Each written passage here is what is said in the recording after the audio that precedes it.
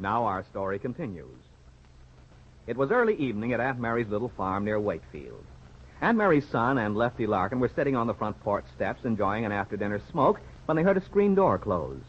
Looking up, they saw Peggy had just come out of Lefty's old cabin, the cabin which in its redecorated state was serving as a temporary home for the newly married Bill Meade. Hi, Peggy. Where's your husband? Ran me out of the house. That's a likely story. That's the fact. He's working on some old bank papers and threatened to cut my throat if I didn't get out and keep quiet. Scoot over. Nuisance. Why don't you sit over there? There's plenty of room. Because I want to sit between you two handsome men.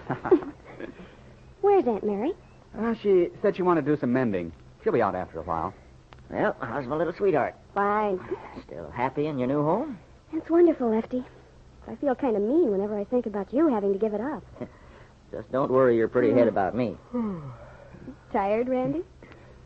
A little. Why? Well, you sure put in a big day. How'd the deal go? Oh, okay, I guess. He wouldn't close it, but maybe he will tomorrow. Real estate sales are kind of slow, I guess. Aren't getting discouraged, are you, son? No, but... Well, it's pretty tough trying to get established. Oh, Randy, I think you've been doing fine. Oh, I shouldn't kick, I suppose, but I do wish I could get ahead a little faster. Don't let it get you down. It takes time, Randy. Oh, sure, I know that. There's plenty of business. And, of course, it stands to reason that Ben Calvert would get most of it, since I haven't any reputation as a real estate man, and, well, he's always had all the business in the past. Yeah, that's right. And as much as I hate to admit it, that old skinflint is a pretty shrewd operator. Too shrewd, if you ask me. And that's a fact. I'll bet most people are plenty glad they don't have to do business with him anymore. They're glad he has some competition. Maybe.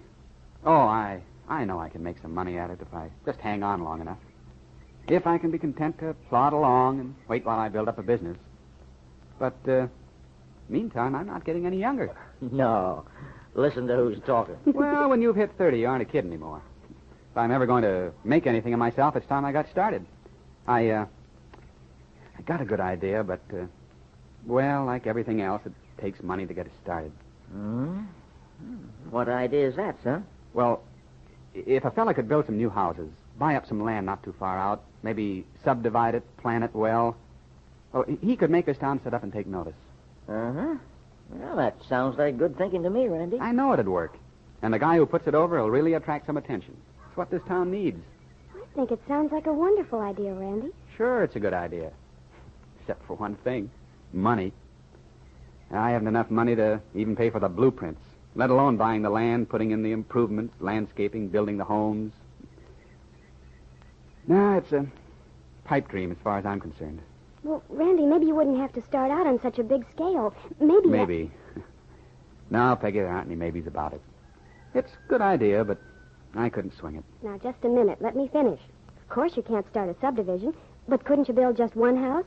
You could sell that one and make a little profit.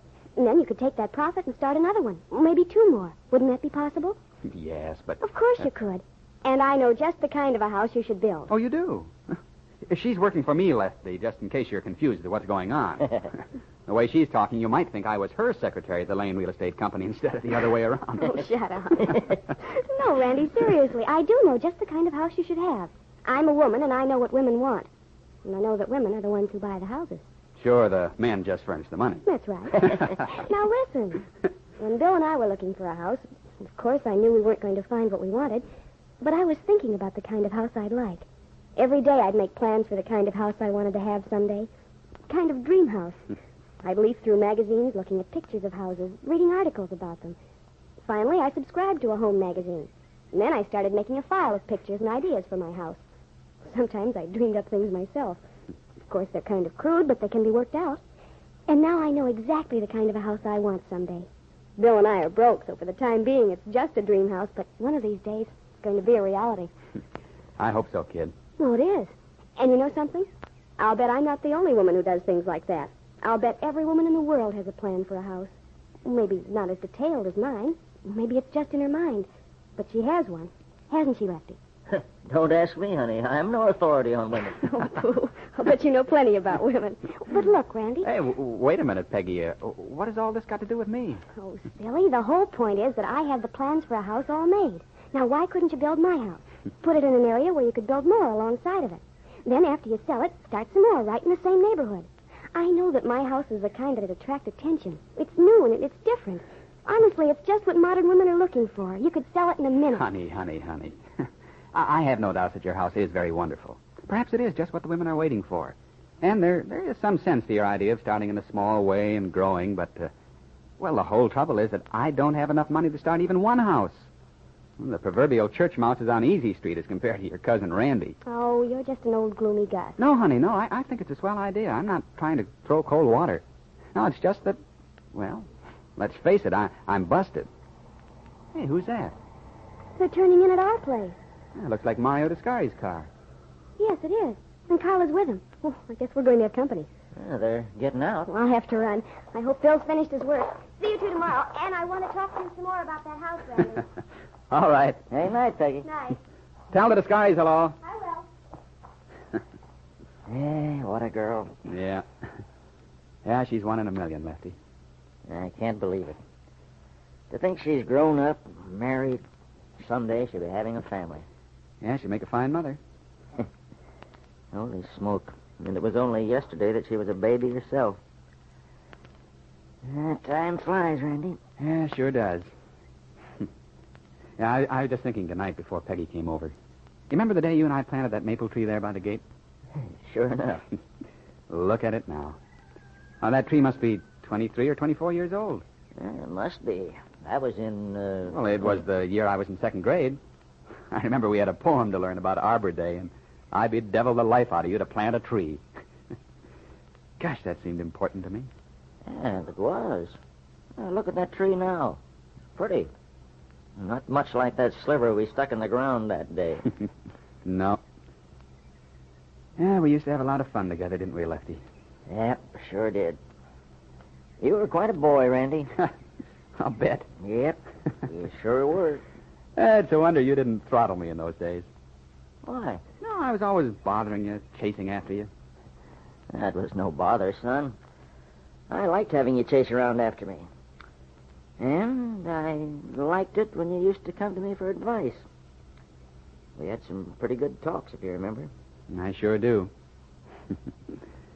It seems to me the most important thing in my life then was to grow up, to be big like you. Nothing like being a kid, living in a world of dreams. No. Yeah, maybe I'm still just a kid, Lefty. At any rate, I seem to be living in a world of dreams. Well, son, it's a pretty sorry old world when there's nothing left to dream about. Well, I don't know, Lefty. A fella has dreams, ambitions, thinks he knows what he wants.